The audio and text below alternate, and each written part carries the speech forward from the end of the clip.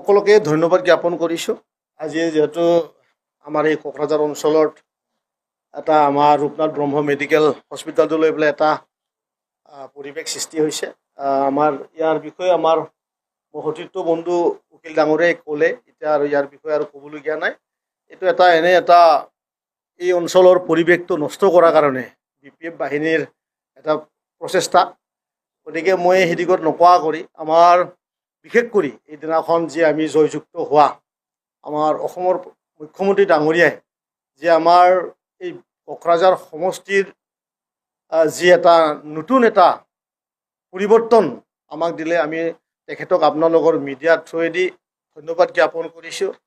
কাৰণ এই অঞ্চলত 10 বছৰ ধৰি আমাৰ এটা সাম্প্ৰদায়িক ধৰণৰ এটা পৰিৱেশ, এটা বড়ো অবড়োৰ মাজত এটা সংঘাত এটা সৃষ্টি কৰা এটা দলে ইয়াত আমাক চলাই আছিলে। গতিকে এইটো আঁতৰাই আজি ইয়াত আমি বিচৰাৰ দৰে, সকলো সমাজে বিচৰাৰ দৰে আজি আমি ইয়াতে UPPL আৰু NDA আমি জয়ন্ত বসুমতাৰী ডাঙৰীয়াক জয়যুক্ত কৰিবলৈ সক্ষম হ'লোঁ। গতিকে সমগ্ৰ বিটিআৰবাসী ৰাইজক মই আপোনালোকৰ মিডিয়াৰে হয় ধন্যবাদ জ্ঞাপন কৰিছোঁ। সেইটো নহয়, অলৰেডি মোদী ডাঙৰীয়াই কৈছে বা আমাৰ অসমৰ মুখ্যমন্ত্ৰী ডাঙৰীয়াই কৈছে NDA থকাৰ পিছত আৰু যে কেতিয়াও যে বেলেগ কৰি আৰু ইলেকশ্যন খেলা নহয়, এইটো সমগ্ৰ ভাৰতত আৰু এটি NDAৰে নিয়ম আৰু NDA এইটো প্ৰতিশ্ৰুতিৰে বা এইটো ৰাস্তাৰে তেখেতসকলে যায় আৰু আমি সেই বিশ্বাসৰে NDAৰ লগত আমি আছোঁ।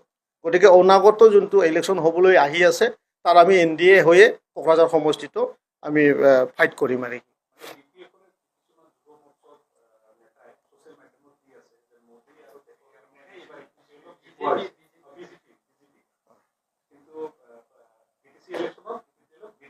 নহয়। ইয়াত এটা কথা আছে, আজি বহুতে বহু ধৰণৰ কথা কয়, কিন্তু আমি NDA হৈ পেলাই ইয়াত আমি UPPL আৰু BJP বুলি কথা নাহে, আমি NDA হৈ খেলিছোঁ। আৰু সকলোৱে জানে যে লোকসভা ইলেকশ্যনটো তাৰ যোনটো ট্ৰেইন সেইটো অলপ বেলেগ ধৰণৰ হয়। যেনেকুৱা এইবাৰ BPF-এ এই বিটিআৰ এই অঞ্চলত স্পেচিয়েলি কোকৰাঝাৰ এটা ডাষ্টবিনৰ দৰে চুৰুপৰ এটা ৰূপ লৈছে।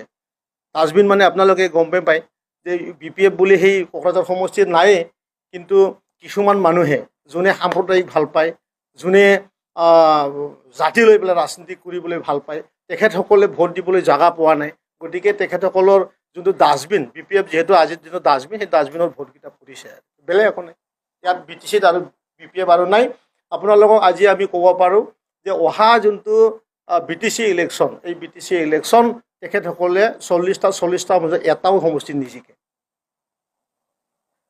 অকলে খেলাৰ কথাই নাই। যেতিয়ালৈ আমি এতিয়া NDA হৈ আছোঁ, NDA অলপ আগতে কৈছোঁ, আমি NDA হৈ খেলাৰ আমাৰ বহুত ইচ্ছা। আৰু অসমৰ মুখ্যমন্ত্ৰী ডাঙৰীয়াই কৈছে যে আমি আগন্তুক দিনতো আমি লোকসভাই হওক বা আমি বিধানসভাই হওক বা কাউন্সিল ইলেকশ্যনেই হওক, আমি একেলগে আমি বিৰোধীৰ লগত যুঁজ দিম বুলি তেখেতে আমাক কথা দিছে আৰু আমি সেনে মততে কাম কৰি আছোঁ সকলোৱে।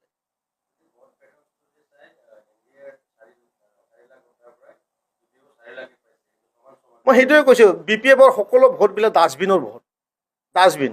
এই ডাষ্টবিনৰ অৰ্থটো আপোনালোকে ওলাই ল'ব, ডাষ্টবিনৰ কোনে ভোট পেলাব পাৰে সেই কথাটো আমাৰ বিটিআৰবাসী ৰাইজে জানে। সতীৰ্থতে BPF-ক ভাল পাই পেলাই কোনো ভোট দিয়া নাই, BPF-ক ডাষ্টবিন বুলি ভোটটো তাত পেলাইছে।